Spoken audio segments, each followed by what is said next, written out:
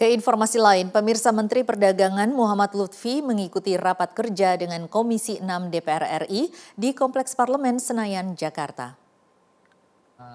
Kenaikan harga sawit yang tinggi dengan harga Dalam rapat kerja tersebut, Komisi 6 bersama Menteri Perdagangan membahas beberapa rencana kerja, diantaranya pemasaran Regional Comprehensive Economic Partnership Agreement atau Persetujuan Kemitraan Ekonomi Komprehensif Regional, dan pembahasan kenaikan komoditas yang berpengaruh terhadap inflasi, distribusi bahan pokok menjelang Natal dan Tahun Baru 2022.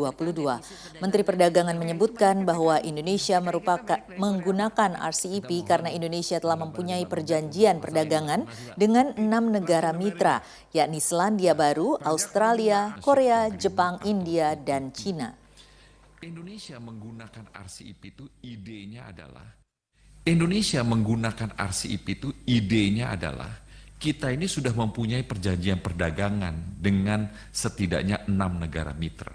New Zealand, Australia, Korea, Jepang, India, dan Cina. Ya, 6. Yang kita kerjakan dalam RCEP, terutama Trade in Goods and Trade and Services itu adalah kita sudah punya perjanjiannya. Jadi liberalisasi perdagangannya sudah ada. Jadi kalau Pak Dedi tadi bilang bahwa ini 90% baru, bukan. Ini sudah ada.